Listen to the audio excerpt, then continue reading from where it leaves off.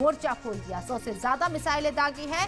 Israeli media इस बात को पुख्ता करता है। इजरायली मीडिया इस बात की यकीन दहानी करा रहा है अपनी रिपोर्ट के जरिए। बैलिस्टिक मिसाइल ईरान के जरिए इजराइल के ऊपर दागी गई है। अमेरिका कह रहा है कि हमने इजराइल को पहले ही चेताया था कि बैलिस्टिक मिसाइल से अटैक होने वाला है और 15 मिनट में ईरान की बैलिस्टिक मिसाइल इजराइल में दाखिल हो जाएगी। ये इजराइल को खबर दे दी गई थी, यानी कि ईरान अब इस जंग को खुद लड़ता हुआ नजर आ रहा है। ईरान के हमले पर इजरायली सेना ने बयान भी दे दिया है कि जिस तरीके से मिसाइल बैलिस्टिक मिसाइल का इस्तेमाल किया गया है, अफरा तफरी इजराइल में है। एक तरफ जहां ईरान बैलिस्टिक मिसाइल दाग रहा है तो दूसरी तरफ वो तेल अवीव इजराइल की राजधानी के अंदर मास शूटिंग की भी खबर सामने आई। वीडियो भी हमने दिखाया है।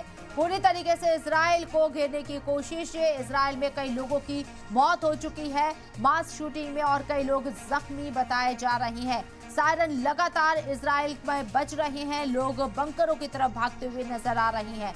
एडवाइजरी पहले ही इजराइल के जरिए जारी कर दी गई कि भीड़ भाड़ वाले इलाकों में ना जाएं, ज्यादा लोग एक साथ इकट्ठे ना हो, बंकरों की तरफ ही ज्यादातर रहें। यह एडवाइजरी जारी की गई है। बावजूद उसके बेंजामिन नेतन्याहू अपने हदफ को हासिल करने की जो एक जिद है उस पर अड़े हुए हैं और यहाँ इजराइल को पूरी तरीके से जंग में वो झोंक चुके हैं। ईरान अब इसमें खुलकर सामने आ गया है।